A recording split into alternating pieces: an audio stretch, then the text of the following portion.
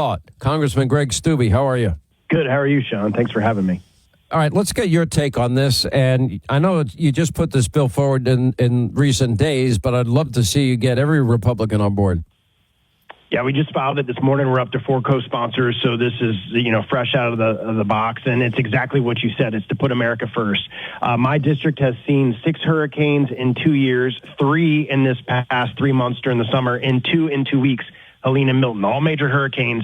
I have businesses that are never reopening. I have homes that were taken off their foundation, and nothing upsets me more and frustrates me more to see Joe Biden giving $1 billion to Africa or $400 million to Jordan for their border wall, or all of these different things that were just $120 billion to Ukraine, and you have Americans, Floridians, North Carolinians, all of those that have been affected by natural disaster who are hurting. Just like you said, I saw families with tarps on their roof. You drive in my district right now, there's debris still everywhere. We haven't even cleaned up from 4 months ago because we experienced severe major storms, and we're going to give all our tax money to all of these different things all across the world. It's time to put America first, and I'm happy to do that through a bill.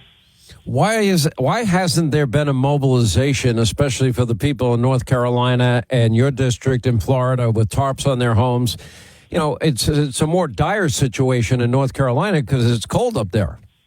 Yeah, it's because you have an administration that cares more about illegal immigrants, that cares more about giving money to Africa, that cares more about Ukrainians than they do about the American people. We've seen that in the 4 years of Joe Biden's administration, and I think that had a huge impetus as to why President Trump won North Carolina. Florida is a very red state now, but I think that had a big push for him because he actually showed up. He wasn't even president. He showed up in North Carolina because people were hurting. He were helping raise money for North Carolinians because people were hurting. And you ask any Floridian in my district about FEMA, and they view that as a 4-letter word. Just like you said, you constantly get denied. They have to open up cases in my office and cases in other members' offices to try to fight to get a little bit of money. All the while, our government's giving billions of dollars to all these foreign governments. And it's just time to the American people put Trump in office because of these things. There's a lot of issues, but I think this is one of them. People want to put America first. That's why Donald Trump got elected. Can you explain one thing for me? If your constituents, and we have a natural disaster, and it's declared such, and they lose their home, or they have very expensive, severe damage, or they're displaced, can you explain to me why, when they apply to the federal government, why so many people are being rejected? How many of your constituents have gotten in touch with you because they've been rejected? Hundreds, probably thousands, just in my district. And during Helene and Milton, because of the storm surge, people can repair those homes, but you can't be in them while you're ripping drywall out and drywall soaking wet. So one of the biggest issues is just what you said. People didn't have any place to live.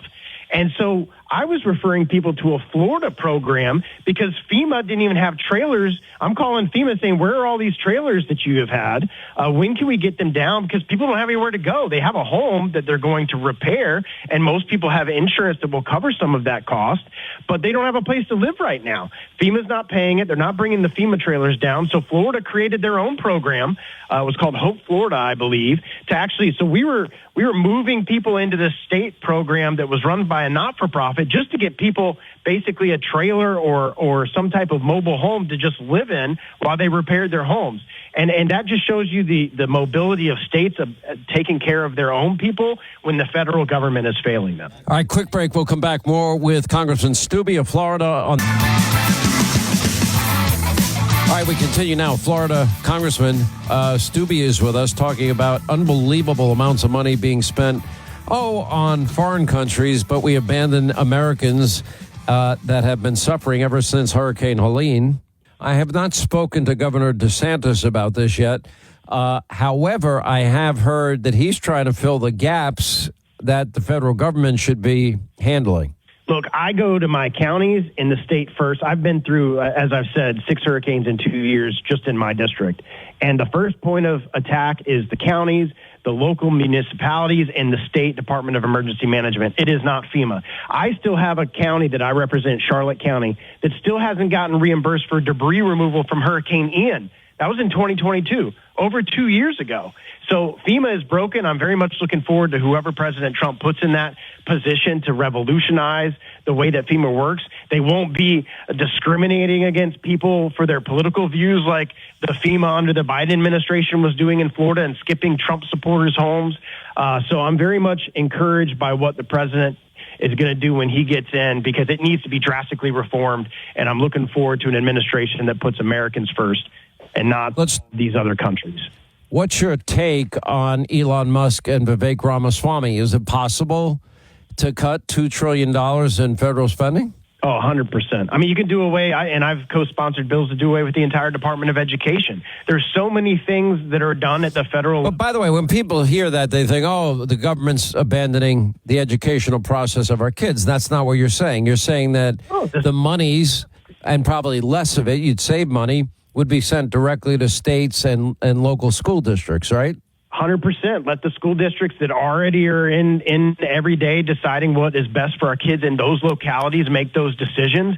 I have a bill that would reform the VA to give every service-connected veteran true choice. They can use TRICARE, go anywhere they want to go to get health care and not be forced into a socialized health care program. That would save hundreds of billions of dollars a year.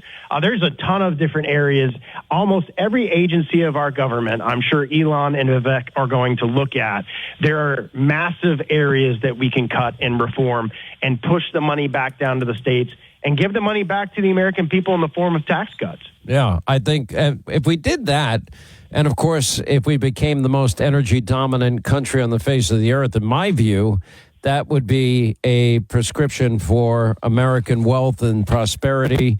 You limit spending, you jumpstart the economy, you have more freedom in the economy, less regulation on business, and then you tap our energy resources. We keep using the term energy-rich country. We will be the most energy-rich country on the face of the earth. Anyway, Congressman Stubbe, appreciate it. All the best to you.